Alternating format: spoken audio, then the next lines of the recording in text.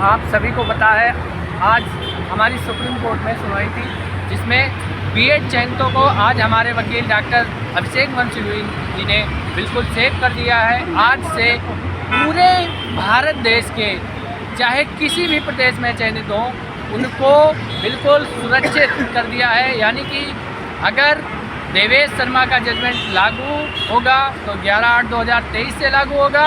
उससे पहले जो लोग चयनित हो चुके हैं वो पूरी तरह से सेफ हैं। बस हमें अपने प्रदेश से जो याचिका आएंगी उस पर केवल हमको आगे सुनवाई में अपना वकील खड़ा करना है। बोलो काट दो नहीं कंक्लूड ये भी कर देना। सभी साथियों को नमस्कार। जैसा कि आप सभी को पता था, आज क्लैरिफिकेशन लगी थी अर्णव घोष की एमए पर। आप सभी ने देखा, आपको मिले वीडियो लिंक में आप सभी ने देखा होगा कि जज साहब अभिषेक मनु सिंघवी जो फायर ब्रांड अधिवक्ता हमारे द्वारा हायर किए गए थे, उनकी बातों से पूर्णतः सहमत नजर आए और उन्होंने सभी राज्यों में पूर्व चयनित बीएडओ के खिलाफ, बीएड डिग्री धारकों के खिलाफ कोई भी आदेश देने पे मना कर दिया है। और साथ ही कहा कि पूर्व में चयनित बीएड डिग्री धारकों की यहाँ पे कोई आईए या कोई भी पिटिशन फाइल नहीं है। इसलिए आपको लिबर्टी दी जाती है कि आप सब्जेक्ट टू, क्योंकि अलग अलग राज्यों में अलग अलग भर्तियाँ अलग अलग प्रकार से चल रही हैं, जिसमें से कुछ भर्तियाँ सब्जेक्ट टू आउटकम है और कुछ भर्तियाँ क्लियर हैं। जैसे कि अपनी भर्ती 69,000 बिल्कुल क्लियर वैकेंसी है, जो कि 2018 से शुरू होकर 2020 में पूर्णतः कंप्लीट हो गई थी। अतः अब कोर्ट सभी स्टेट को अलग अलग एग्जामिन करेगी। अब हम इस मुकाम पे पहुंच चुके हैं और हमने अभिषेक मनु सिंघवी को हायर करके ये सफलता पा ली है कि अब गुड्डू सिंह की याचिका पे हम जो सुनवाई में जाएंगे तो वहाँ पर हमको फिर से अपना रामचरण मौर्य पे, जिस पे हम मजबूत हैं, उस पर बहस करनी है। क्योंकि आपको याद होगा कपिल सिब्बल जी ने इससे पहले की याचिका को क्लैरिफिकेशन के नाम पर बोल्ड करते हुए एक्सेप्ट करा लिया था।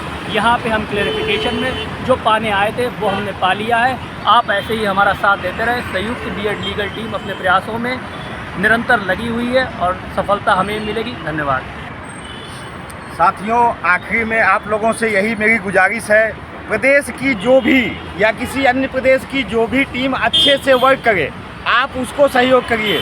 मैं नहीं कहता हूं कि आप मेरे को सहयोग करिए, मैं जो भी अच्छा सहयोग करे, जो भी अच्छा कार्य करे उसको सहयोग करिए। लेकिन मेरा एक ये प्रॉमिस है कि जैसे अभिषेक मनु सिंघवी को आज आप लोगों के सहयोग से लाया गया था, ज़रूरत पड़ेगी तो मैं ही हरीश साल्वे को 90-97 पे लाया था, मैं ही आप लोगों के सहयोग से लाऊंगा।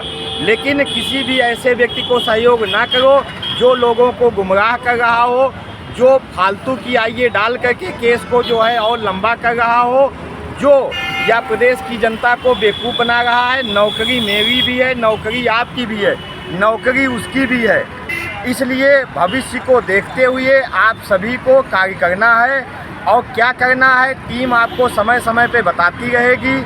आप लोग अगर कोई गुमराह कर रहा है कि क्या टीम ने किया क्या नहीं किया, आज के सुप्रीम कोर्ट के जो आपका YouTube पड़ा हुआ है उसको आप अच्छे से पढ़िए। उसमें डॉक्टर साहब अभिषेक मनु सिंघवी जी किस प्रकार से बहस कर रहे थे आपको समस्त दिखाई देगा।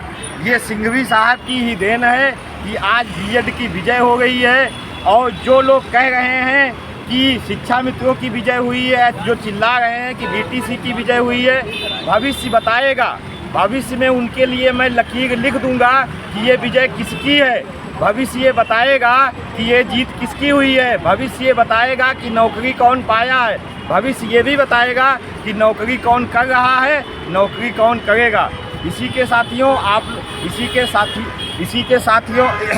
साथ साथियों जितने भी लोगों ने सहयोग दिया है या जितने भी साथियों ने सहयोग नहीं दिया है, मैं सभी का टीम की तरफ से और अपनी तरफ से धन्यवाद देता हूं। और भविष्य में जो गुड्डू सिंह की सुनवाई है, कोशिश करूंगा कि इससे अच्छी हमारी पैरवी हो।